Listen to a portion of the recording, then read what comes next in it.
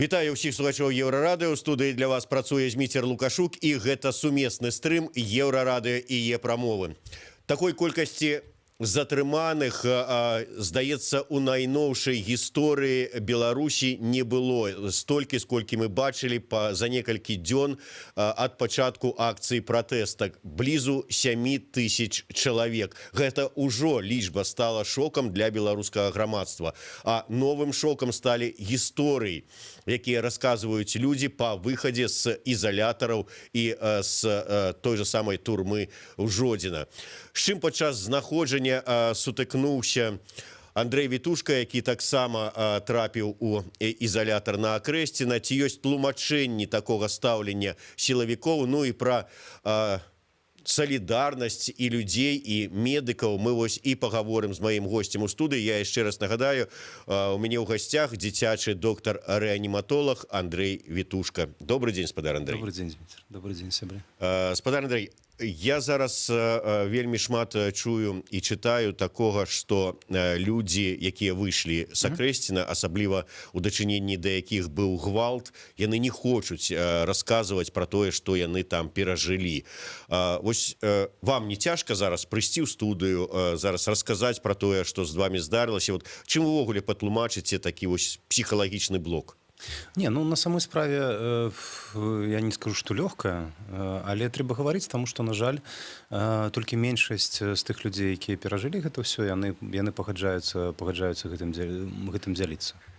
Таму я маю свой нейкі такі абавязак і прафесійны чалавечы дзяліцца і распавядаць тое, што я бачу на ўласныя вочы. А чаму людзі астатнія не хочуць гэтым дзяліцца? І такая звычайная псіхалагічная рэакцыя на стрэс. Як бы хочацца гэта ўсё хутчэй забыць. І з гэтай нагоды многія з іх і не звяртаюцца ў следчыя органы.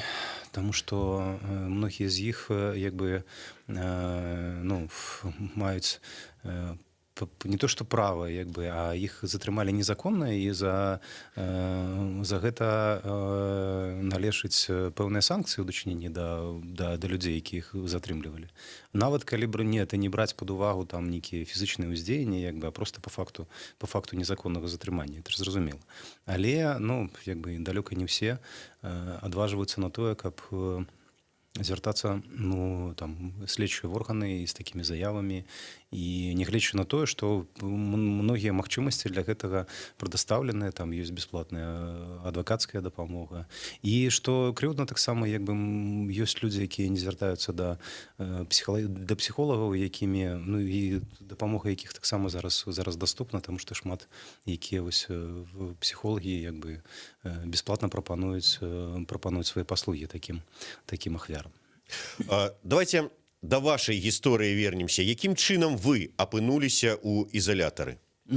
Такім чынам, 10 числа, дзесьці паловіна 8, мой сын быў затрыманы супрацоўнікамі правапарадку. Скажем так, нейкімі людзьмі ў форме са зброяй, таму што там не было знакаў адрознення, незразумела, хто гэта, якому падраздзяленню належалі, яны ясна, што не прадстаўляліся. Маладыя людзі проста ішлі, прычым ён ішоў у суправаджэнні сваёй маці, маёй жонкі, і яны яго затрымалі, нягледзячы на тое, што там жонка моя крычала, што гэта непаўнагадовы, што вы робіце, куды вы яго вязеце. І гэтыя людзі сказалі, што кшталту непаўнагадовы, ладно, праз 3 гадзіны забярыце яго ў цэнтральным раусе. Гэта адбывалася па вуліцы Чарвякова 2. Там па раёну гэта цэнтральны раус. І вось мы прыйшлі, яна мне патэлефанавала, папрасіла падысці да цэнтральнага рауса, вось я падышоў, мы з ёй сустрэліся, там безумоўна, такі ўзрушаны, схваляваны, напісалі заяву па факту знікнення чалавека. Там таксама сабралася 15 чалавек, якія таксама шукалі сваіх сваякоў. Там некаторыя з іх прыехалі падтрымаць, некаторыя людзі прыехалі, там, напрыклад, Алеся Чарнеўская прыехала проста падтрымаць гэтых людзей, даць ім вады, даць ім паперку для напісання заявы, паказаць форму заявы і даць валер'яначкі. І прыблізна вось ужо на падыходзе да заканчэння тых 3 гадзін, за якія мы спадзяваліся, што нам аддадуць нашага сына. Тут пад'ехалі аўтобусы, адтуль выйшлі ізноў нейкія людзі ў чорнай форме, экіпіраваныя, выбеглі і нас затрымалі таксама без тлумачэння всякіх прычынаў і Ну і завезли спочатку нас до Стелы, потім перегрузили з автобуса в так званий автозак, і ми поїхали, так само приїхали кудись, і ось як висвітлилося, те місце, куди ми приїхали, це був якраз ізолятор на Крестіна. Ну і вось вы трапілі ў ізалятар на Акрэсціна. Я так разумею, што вы там пераначавалі, але ну, нейкі судовы разгляд вашай справы, нейкія там пратаколы, там расследаванне. Не, нічого такого не було. З нас брали 2 рази тлумачэнне, як мы туды потрапілі, мы шчыра распавядалі.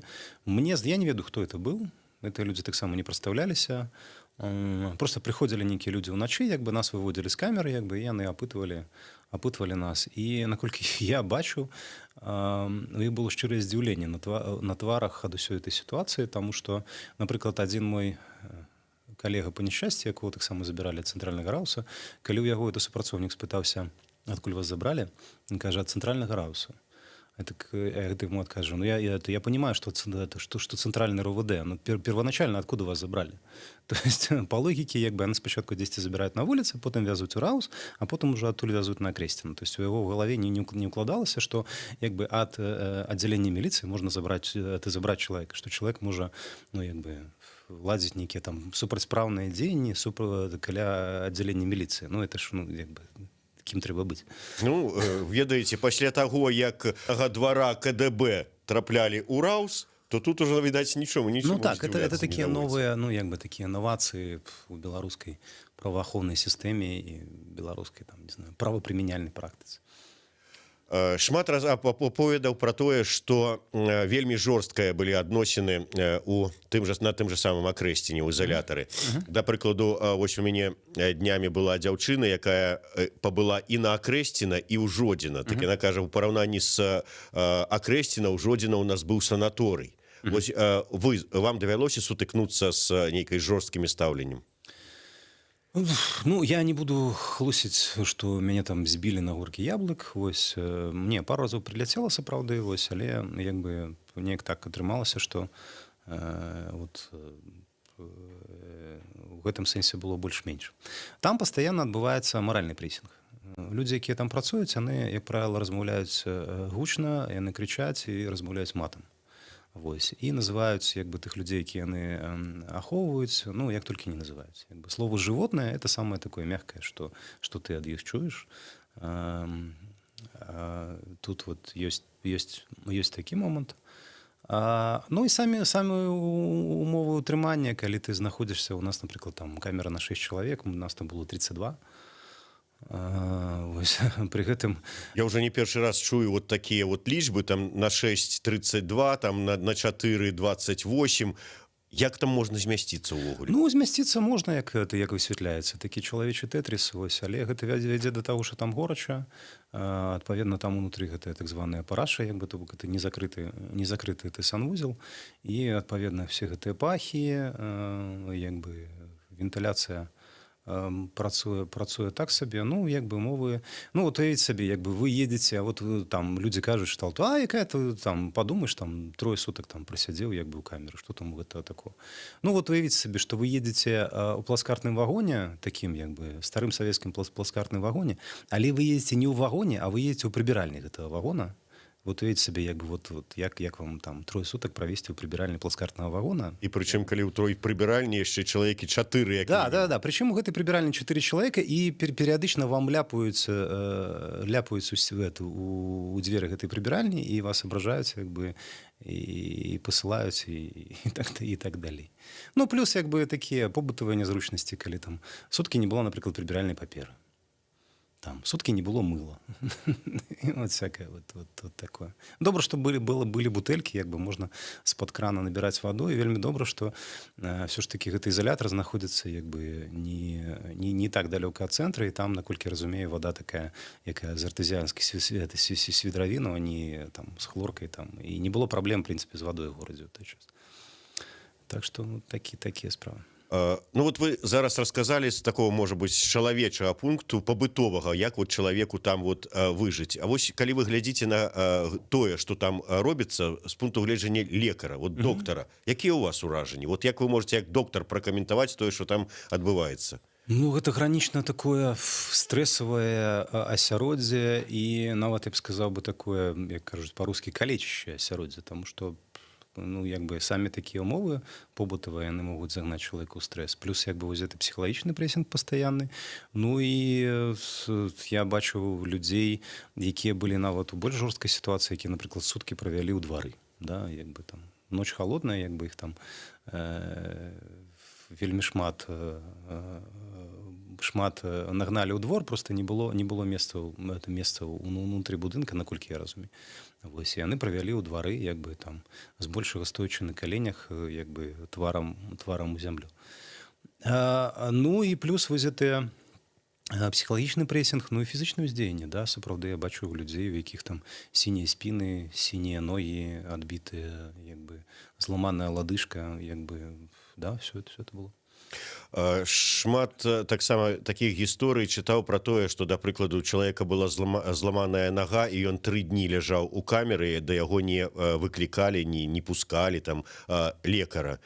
Іншыя там сітуацыі, што людзей моцна збівалі, ну, па крайней меры, там было чутна, як збіваюць. У вас давялося з такім сутыкацца? Ну, чутна, да, было, як бы былі чуваць крыкі, як бы, да, і перыядычна там і на калідоры у нас таксама такое адбывалася. Ну, у нас не было такіх выпадкаў, каб у чалавека была там такая экстренная сітуацыя са здароўем, і ён выклікалі там медработніка, і медработнік неяк, ну, як бы не адрэагаваў на гэтую сітуацыю. Але я чуў такія сведчанні, учыў у тым ліку і ад жонкі моей Крысціны, якой цалкам давяраю.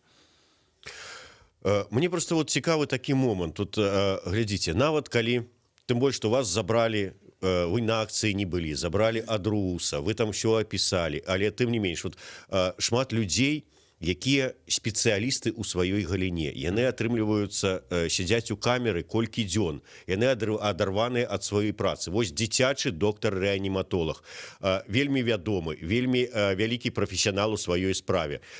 Іншыя выпадкі, калі там лекары, пра ні аднаго вот лекара таксама вядома, якія трапілі за краты. Там спецыялісты ў іншай галіне. Вось якое было вот стаўленне цікавага у тым же самым Акрэсці, на той же самых, ну я не ведаю, там уже не кажу, а пра ахоўнікаў, ну нейкія следчыя, якія прыходзілі, апытвалі ці яшчэ што-нибудь. Вот у іх няма разумення, што вот гэты ж чалавек патрэбны на сваім месцы. Вот няма вітушкі на сваім месцы, можа быць, з-за гэтага не змогуць выратаваць нейкае дзіцё.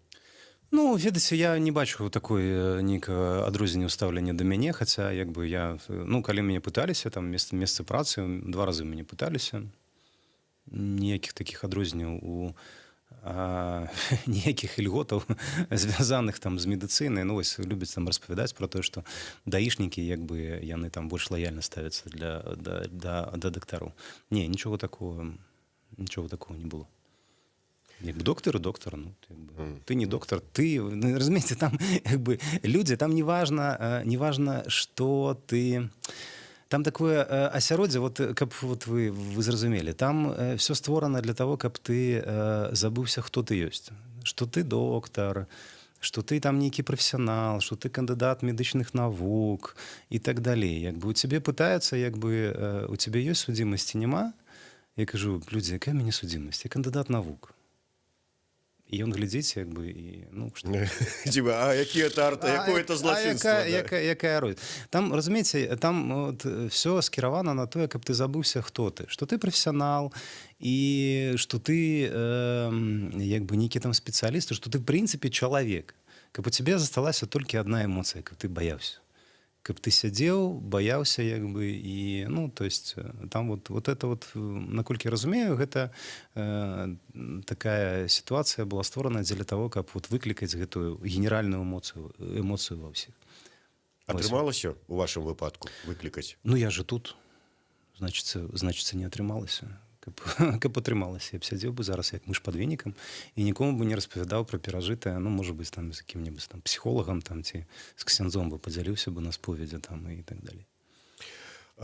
Дмітрый Белякоў пытаецца ці праўда тое, што Каранік просіць ніяк не каментаваць сітуацыю з рэанімацыяй, маўляў, што зараз актыўна працуюць крэматорыі. Ну і я тут да таго, што сапраўды вельмі шмат кажуць пра тое, што, скажем, чаму не выпускалі адразу ўсіх з Акрэсціна, там, з іншых ізалятараў, калі паабяцалі, вось там, скажем, мы вот выпускаем, але выпусцілі не ўсіх і казалі, што людзі некаторыя так моцна збітыя, што іх з-за гэтага не адпускаюць, што з-за гэтых вот моцнага збіцця частка людзей там памёрла ці памірае, і таму это хаваюць.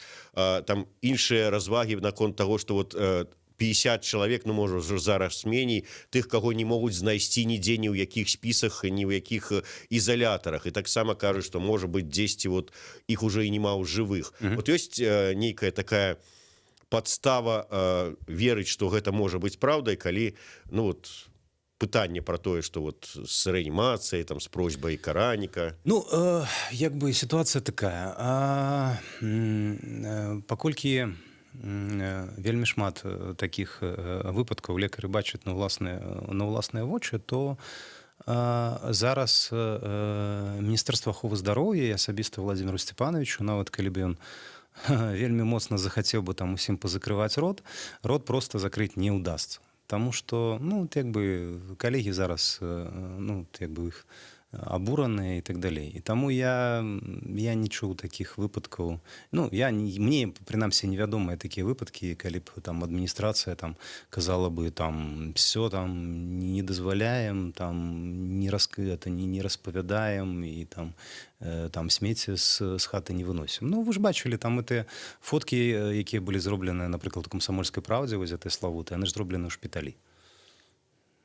Як бы не дзесьці на вуліцы, да? Зроблены ў шпіталі, это значыцца, што як бы хтосьці туды зайшоў, там зрабіў гэтыя здымкі і зрабіў гэта як бы такім, скажем, дастаяннем грамадскасці. В прынцыпе, зараз Міністэрства аховы здароўя так і займае такую асцярожна ўзважаную пазіцыю. Як бы там міністр заявіў пра тое, што медработнікі маюць права ў вольны ад працы час мець там палітычныя погляды, выказваць іх і так далей. Ну і дзякуем вялікі за гэта, таму што сапраўды як бы больш разумная пазіцыя, чым проста станавіцца ў позу і крычаць, што мы тут як бы вам забараняем і так далей, таму што абурэнне калег настолькі вялікае, што гэта можа справакаваць такія наступствы, як бы якія негатыўным чынам адаб'юцца, в прынцыпе, на існаванне ўсёй сістэмы аховы здароўя. Все ж таки, наколькі дактары, я вярнуся да сітуацыі, я не ведаю, вот, як кажуць, са свечкай не стаяў, але мне распавядала канкрэтна вот дзяўчына, якая была на Акрэсціна. Ёй стала дрэнная, она выклікала доктарку. Я не знаю, якая это доктарка была, можа, это там мясцовая з Акрэсціна, ці вот хто там, ці з хуткай, якія там дзяжурылі. Яна зайшла, зазірнула, што на акцыях шлялась. Я на акцыі не была, я ехала на ровары, мяне з ровара знялі і сюды на Акрэсціна. Трэба было ехаць іншым шляхам, а не там, дзе акцыі праходзяць. Закрыла дзверы і ўсё, і нават ніякай дапамогі не аказала. Наколькі гэта магчыма? Вось ёсць жа клятва Гіппакрата. Ну, безумоўна, да, ёсць клятва Гіппакрата. Ну, ведаеце, з іншага боку, ёсць, я думаю, нейкі этычны кодекс як бы работніка міліцыі. Вось, і там таксама прапісанае пра тое, што як бы міліцыя з народам, як бы і яна мусіць народ абараняць. Ну, бачыце, як бы нават банеры такія па гораду бачаць. Да, то есть як бы да, там мужнасць это частка нашай прафесіі, да, там і так далей. Ну, бачыце, як бы правапрымяняльная практыка абсалютна іншая. Трэба разумець вось што, і гэта падкрэслівалася неаднаразова, і ў тым ліку, дарэчы, і тым жа самым Каранікам ён казаў, што і так ёсць на самой справе, што ў гэтых месцах Акрэсціна, Жодзіна і так далей працуюць медработнікі, якія звязаныя не з сістэмай аховы здароўя, а сістэмай дэпартамента выканання пакарання. То бок гэта прэтэнзія не да Міністэрства аховы здароўя. Это людзі, якія знаходзяцца ўнутры сістэмы той. Ну, да, безумоўна, як бы, вот, як распавядала Крысціна, калі яна сказала фельчарцы, якая там заходзіла да іх у камеру пра то, што я дыябет, і дайце мне мае інсуліны, Она сказала, а навошта вам инсулины, мы вас кормить не збираемся. То есть это как бы ну, так, это ну, такая серьезная такая ситуация, как бы она подвергла пациента как бы погрозе серьезного погоршения стану. И нават там. Так что там працуюць свае медработнікі і ну як бы ёсць пэўныя пытанні да іх, скажем так, маральных якасцяў. На падставе тых сведчанняў, якія вы гаворыце. Спадар Андрэй, я вас ведаю не толькі як выдатнага доктара, але і як чалавека з грамадзянскай пазіцыі сур'ёзнага, ну і ўвогуле чалавека, з якім ёсць пра што пагаварыць. Мы з вами вельмі цікава ў свой час шукалі і намацвалі нацыянальную ідэю, разважалі пра беларускае грамадства, і вось калі паглядзець... Бачыце, намацалі вось. Да. Зараз яна ў нас нарадзілася. Ну, можа быць, і з нашай дапамогай у тым ліку. Тым не менш, вот глядзіце, мы раней казалі пра тое, што вот беларускае грамадства падзеленае. Ну, неяк там па моўным прыкмеце, там па стаўленні да гісторыі культуры Беларусі, там і не там, па стаўленні да нацыянальнай сімволікі, ну, нешта такое. Зараз мы глядзім, па гэтых прыкметах грамадства неяк знайшло кансенсус. Не падзелена, вельмі хутка быў знойдзены кансенсус. Да, знайшло кансенсус, аб'ядналася і ўсё. Але зараз вот па іншай прыкмеце, ці не ізноў падзялілася грамадства, калі адна частка грамадства з такім радасна лупцуе другую частку грамадства. Ну, разумееце, як бы нават сярод тых людзей, якія працуюць, вось, з якімі я бачыўся там на Акрэсціна, якія там хадзілі па гэтых калідорах і нас ахоўвалі, там таксама далёка не все такія як бы гамагенныя садысты. Вось, там ёсць людзі, якія ну, як бы проста выконваюць свае абавязкі, проста іх праца такая, як бы, якія это не скажем так, не былі заўважаныя ў такіх схільнасцях, як бы, і ў такіх дзеяннях. Таму я бы не стаў бы, хоць ёсць, конечно, такая спакуса там сказаць, што там як бы усе яны там звяры там і так далей, усіх іх трэба там прымяніць да іх нейкія санкцыі. Не, як бы я думаю, што гэта неправільна, як бы трэба з кожным разбірацца, з кожным такім выпадкам разбірацца паасобку. Але вельмі важна, каб кожны такі выпадак все ж таки дайшоў да свайго лагічнага завяршэння і каб як бы было менш працы ў Бога. Таму што я як бы на сваім жыцці, у меня там было пару такіх выпадкаў, я ведаю, што як кажуць у тых колах, Бог не фраер і все видит. І за такія, ну, як бы, кожнаму адмеряецца адпаведнай мерай. Вось. Але каб, як бы, лішні раз Бога не напружваць, як бы, трэба, каб пажадана, каб гэтыя все выпадкі былі расследаваныя, былі знойдзеныя вінаватыя, і вінаватыя атрымалі сваё пакаранне па закону. Але як бы я супраць таго, каб агулам як бы ставіць на кімсьці там крыж і як бы і караць толькі за прыналежнасць да нейкіх службаў. Я таксама, але па-першае, нешта мала веры, што асабліва бліжэйшым часам будуць пакараныя, а другое, вот глядзіце, чытаем, скажем, вот згродна паведамляюць, што па вот такой інфармацыі ад дактароў, ну, такое яны просяць не асабліва там не указваць ні імёны, нічога, у гродненскай лекарні ляжаць людзі і дзяўчыны, і хлопцы, мужчыны у тым ліку, якія былі згвалтаваныя дубінкамі. Там, скажем, дзяўчыны вядома куды, мужчыны, выбачаюся, тоже вот так. Мы бачылі фоты, когда, выбачаюся, з чорнымі сракамі, вот невядома ад чаго, вот выходзілі адтуль з ізалятара. Вот як стрымаць эмоцыі, як вы ставіцеся да такіх сітуацый?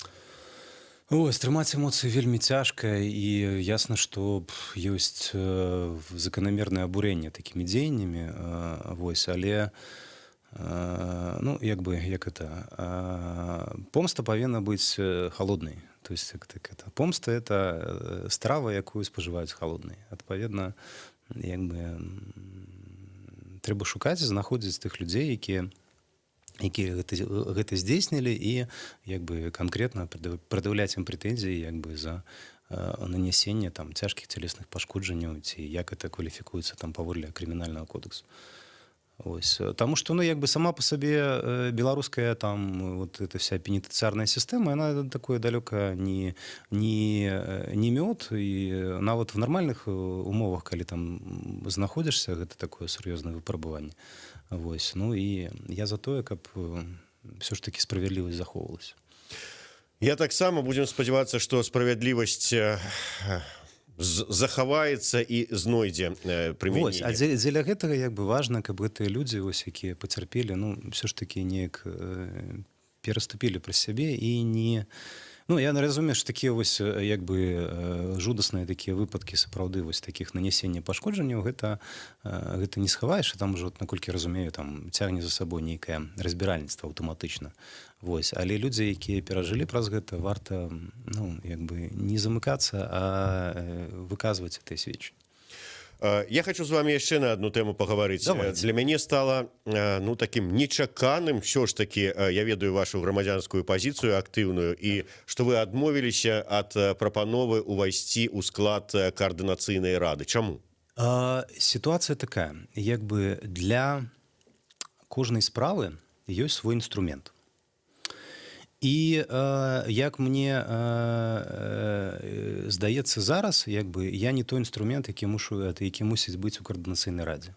У каардынацыйнай радзе мусяць быць людзі, якія разбіраюцца ў палітыцы, у перамовах, у камунікацыях з суб'ектамі пратэста, з працоўнымі і ну, як бы у каардынацыі нейкіх акцый і так далей.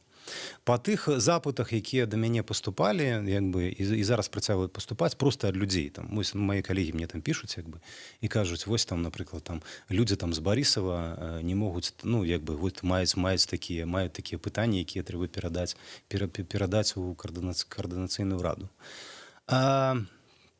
Я проста не падыходзячы інструмент для гэтых справаў.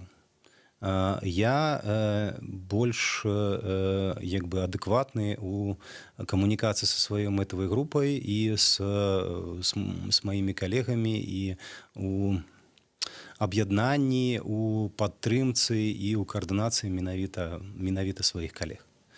І учорашні дзень гэта мне таксама, ну, як бы я безумоўна, канешне, там і сур'ёзна перажываў, калі прымаў гэта рашэнне, таму што вось там цалкам заканамерна сказаць, што там Вітушка там спалохаўся, ай-яй, там вось все прапала і так далей. Учорашні дзень мне паказаў яшчэ раз, што я зрабіў правільны выбар, таму што ў той час, калі каардынацыйная рада працавала, там у гэты час я паспеў зрабіць вельмі шмат такіх, ну, сапраўды карысных і важных справаў, якія карысныя і важныя менавіта для медработнікаў, вось менавіта для нашых аб'яднання, нашай каардынацыі, дзеяння нашай у такіх сітуацыях. Таму, на жаль, я не маю, скажем так, здольнасцяў і дастатковых кампетэнцыяў, каб 24 гадзіны, 7 дзён на тыдзень працаваць у каардынацыйнай радзе. А менавіта так трэба зараз там працаваць, таму што працы там проста валом. Там, ну, просто людзі гэтыя мусяць там сядзець дзесьці там у схаваным памяшканні і як там нейкі рэвваенсавет як бы каардынаваць вось гэтую дзейнасць. А наконт таго, што Вітушка напалохаўся, як бы хоча там, ну, вот некаторыя там не кажуць, што вот ты там сліўся і так далей, як бы хочаш там спакойнага сабе жыцця. Ну, па-першае, як бы, каб я хацеў спакойнага сабе жыцця, я б сядзеў бы зараз як мыш пад венікам, а не хадзіў бы, не раздаваў бы інтэрв'ю і не расказваў пра гэтае, пра ўсё, і не займаўся тым, чым я займаюся цяпер. Вось. Ну, недавно, напрыклад, учора там мне паказвалі там на сайце РИА Новости было написано, што я адзін з аўтараў праграмы апазіцыі, якая штурхае Беларусь у бок НАТО і далей ад Расіі. То есть, разумееце, як бы я ўжо там вораг не толькі для беларускіх уладаў, а яшчэ як бы вораг я беларуска-расійскай інтэграцыі і рускага свету. Так што, ну, я выдатна разумею, што увага да мяне ёсць, як бы, і Так Рэчы, это зараз пра той дакумент, якім патрасаў Александр Лукашенко і сцвярджаў, што это вот распрацаваны дакумент каардынацыйнай радай, але учора вось у стрыме Еўрарадыё Алексей Янукевич, старшыня БНФ, прызнаўся, што гэта дакумент распрацавала партыя БНФ у 2012 годзе. Это было так іх прапановы па ўмацаванню нацыянальнай бяспекі Беларусі ў 12 годзе. Вось ён зараз неяк усплыў і быў прадстаўлены, не знаю, там Лукашенку так прадставілі, ці ўжо Лукашенко так іграе на публіку, чтобы паказаць это ўсё. Не, ну безумоўна, ёсць і такое меркаванне ў Беларусі, вось, але як бы трэба пытацца ў каардынацыйнай рады, ці прымала яна нейкія такія документы, наколькі разумею, не прымала. Яны нічого такого. Ну, яны учора толькі першы раз сабраліся, і ўсё, што паспелі, это прэзідыум абраць. Да, чаму мы мусім як бы ім не верыць, а верыць чалавеку, якому верыць не варта. Вы у сябе ў Фейсбуку пісалі, што я тут вот зараз сярод медычных супрацоўнікаў вот нешта там сваё замаўчу. Можа бы там сваю такую медычную каардынацыйную раду створыце. Ну, справа такая. Зараз людзі, от калегі па розных месцах, там яны патрабуюць, ну, там, не то, што патрабуюць, яны маюць жаданне неяк самаарганізоўвацца і як бы нешта рабіць разам і супольна. Вось. І мне важна як бы быць побач з імі ў гэты час. Вось. Калі мы там нешта такое зробім, там у нас будзе это все, ну, больш-менш там прадметна пра што расказаць, я безумоўна пра гэта раскажу. Я, ведаючы вас, скажу, што да, сапраўды Андрэя Вітушку так проста не запалохаць. Тым не менш, вось глядзіце, уже сёння з'яўляюцца інфармацыі, што, скажем, у Салігорску быў, ну, прынамсі, знік раптоўна адзін з сябраў стачкама Беларускалія. Толькі што стала вядома, што на МАЗе першыя звальненні звязаныя з удзелам у забастоўцы. Пройдзе, глядзіце, яшчэ тут колькі часу, пачнецца пашырацца гэты ціск на удзельнікаў страйку, удзельнікаў розных там забастовак, там просто там ланцугоў салідарнасці і гэтак далей. Якія ў вас вось прагнозы, ці чакае нейкая такая ціск і рэпрэсіі сярод медычных супрацоўнікаў? Не, ціск, безумоўна, будзе, як бы, тут як бы, ну, то есть это ж апошні ресурс, які застаўся у цяперашняй улады, гэта ціснуць на людзей. Адпаведна, гэта все будзе. Як бы тут не трэба асабліва там быць мегапрагназістам для того, каб паказаць, што да, так яно і будзе. Але вот таких, скажем, як на МАЗе, звальненняў сярод дактароў, вот іх пойдуць на гэта ўвогуле? Я ж думаю, што дактароў і так не хапае. Нават калі і пойдуць, то як бы вось дзеля гэтага трэба медычная салідарнасць. Каб мы былі салідарныя паміж сабой, каб раптам, калі ў кагосьці там якіх гарачых галоваў там з адміністрацыі захочацца там штосьці там такое зрабіць незаконным чынам, то, ну, каб гэта было зрабіць не так проста. Вось. Дзеля гэтага патрабуецца медычная салідарнасць, як бы, яна ўжо і зараз ёсць, то есть, як бы, у нас ёсць такое паняцце, як калегіяльнасць паміж сабой, як бы, якая, ну, яна прыродная ёсць у гэтай прафесійнай групе. Але зараз яна яшчэ яна больш, так бы мовіць, абвастрылася. Ну, я думаю, што мы там будзем так вось, скарыстоўваючы ўласную салідарнасць, будзем дапамагаць адзін аднаму в такой сітуацыі. Ну да, я таксама спадзяюся, мне было вельмі прыемна, бачыць, калі я прыйшоў на вот акцыю салідарнасці каля медычнага універсітэта, а вы ўжо былі затрыманыя, і там стаялі вашыя калегі з вашым партрэтам. Так, а мне так вельмі таксама было прыемна, калі я потым все бачыў, ну просто аж да слёз так было, вот я ўразіўся там. Это круто. Дзякуй вялікі. Андрей Вітушка, ну, со сваёй парадай, па-першае, не баяцца, і па-другое, тым, хто стаў ахвярай нейкіх гвалту, жорсткасцяў, збіцця, ўсё ж таки не хаваць это ў сабе, не Сябры, да, зашывацца. не забывай, звяртайцеся, калі ласка, да псіхолагаў, звяртайцеся, калі ласка, да медыкаў. Ёсць вялікая колькасць людзей, якія вам з задавальненнем дапаможа бясплатна і з душою, з сэрцам адкрытым. Калі ласка, не... Па-першае, шукайце дапамогі, знаходзьце эту дапамогу. Я просто зараз знайсці і... Ну, разумееце, як бы трэба дапамагчы таму, каб справядлівасці было болей у гэтым свеце. Вось, трэба пастарацца знайсці ў сябе сілы, дапамагчы, каб дабро перамагло. Дзякуй вялікі. Спадзяемся, што дабро пераможа. Андрей Вітушка, Зміцер Лукашук, сумесны стрым, Еўрарадыё і Е-прамовы. Слухайце, глядзіце нас, беражыце сябе.